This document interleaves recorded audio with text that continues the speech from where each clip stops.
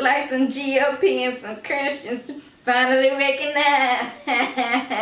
Tasha, Christians have we've been awake. Whatever.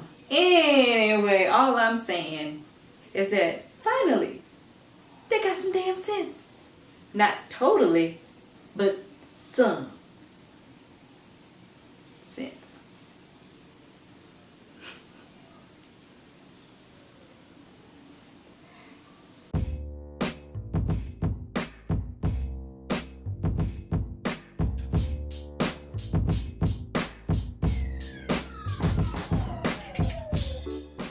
Well, thanks so much for tuning into another episode of Nice But Feisty. I am Mandi Nice, and I'm going to start this week's topic off talking about the GOP Congressman from Michigan, Justin Amash, calling out for the impeachment of Mr. Donald Trump. So that's why Tasha was in the intro like, oh, it looks like some GOP Christians were, She's staring at me. You're going to leave now? Okay, great. All right. Anyway, but yeah, that's why she was saying, oh, it looks like GOP were waking up and blah, blah, blah. Okay, moving on.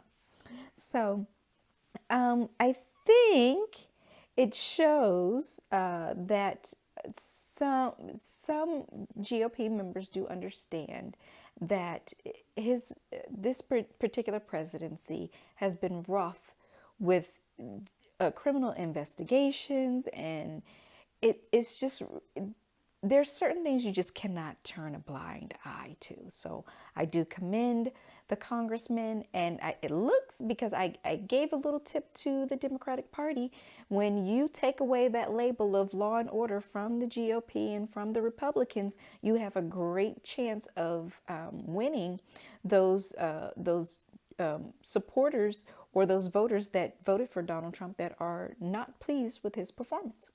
So it looks like in his case, he may actually go on that stance, and he will win his seat again, especially if he says those words of law and order. And no matter how high you up it in the society, we will make sure that you are held accountable for your crimes.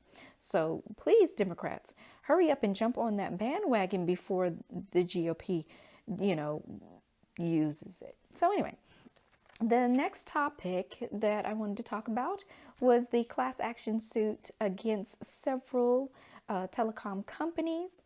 AT&T, I know specifically, is named, along with Verizon and T-Mobile, and I think Sprint, but I'm not quite sure about Sprint, so you'll have to just verify if you guys are going to check that out. So don't quote me on the Sprint, but I definitely know it's AT&T, Verizon, and T-Mobile, along with several others, actually. Selling your personal location data, which it can be very, very scary to know that your location is being sold to the highest bidder, and you don't really know what they're going to use that information for. So my take is that consumer data should be, one, belong to the consumer. Two, if companies are going to sell consumer data, they need to find a way of compensating the consumer. Three, the consumer should be able to opt out of any type of system that collects data, because again, the consumer data should be owned by the consumer. That's my sense on those 2 cents on those. And lastly, I want to cover the fact that a New Hampshire lunch lady was fired from her position because she allowed a child to eat lunch. Now, they go back and forth about the fact that she allowed him to pick from an a la carte menu as opposed to just picking the standard school lunch. Now, according to what they stated as the procedure is, if a child does not have enough money, you are supposed to allow them to eat lunch regardless. And then they are supposed to pay pay for the items later. And this is what that lunch lady actually did. But then they later on, when they wanted to fire her, Although the child did pay for the meal the following day, they still fired her, saying, "Oh, it was because he chose from the Olive Cart and a la carte, as opposed to just this school meal." And I think that's really to me, it feels like they were just looking for a reason to fire her, because I am pretty sure that because he actually paid for the lunch and she didn't actually steal anything from the lunch line, that she was allowing the student to eat just like she's supposed to allow the child to eat. It doesn't seem to add up to me. So I'm going to turn it over to Tasha. Take it away, Tasha. Okay, it's my turn. So I'm just going to say this, and I didn't think I was going to actually give, this dude some kudos, but Pat Robertson, I give you kudos for actually having some sense. Because he said that Alabama's gone too far. No shit, Sherlock. We all agree with that one. But the fact of the matter is, you've gone too far when Pat Robertson says you've gone too far. Yikes. So basically what he was saying was that if, Alabama's law is challenged in the Supreme Court, he don't think that they would actually win because it's really bad. There's no exceptions for incest or rape, or if, the mother's life is in danger. So when he says you've gone too far, you've gone too far, Oh, and the fact, he also mentioned the fact that people would go to jail if, the operation is performed, doctors and the woman. So yeah, if Pat Robertson said you've gone too far, motherfucker, you ain't gone too far. Because that dude is always on the edge of something. Like he about to dive over. You're her.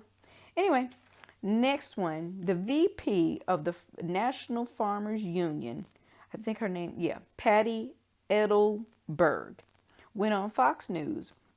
And from the interview that I saw, the Fox News host was like up in arms because she was like, but Donald Trump loves the farmers. And she's like, yeah, but his policies are literally killing us. So they just really thought that they was just gonna have her on the show and she was gonna like, oh yeah, everything is great, his aid. Nah, she's like, no, the farmers are committing suicide. They're going in bankruptcy at high rates. And she was like, yeah, the aid is okay, but we need a long-term fix. And he's not doing it. So yeah, Fox News fucked up on that one. Anywho. All right, and then my last topic, I just got to give shout outs to Halle Berry. I love you, girl. Thank you so much for stopping off and showing some love to the black reporters, even though your publicist, decided, that you was just a little too busy to see them. And I'm pretty sure your publicist didn't mean anything by it. I don't know. I'm not for sure. But I am so glad that you gave some love to the homies and stopped off and talked to the black reporters and all that good stuff on the red carpet. So kudos to Miss Halle Berry, because I love her. All right, that's it. That's all I got. So yeah, I love y'all. Bye. Well, thanks so much for tuning into another episode of Nice But Feisty with Mandi Nice and Tasha Feisty. Ooh, ooh, yeah. Have a good one.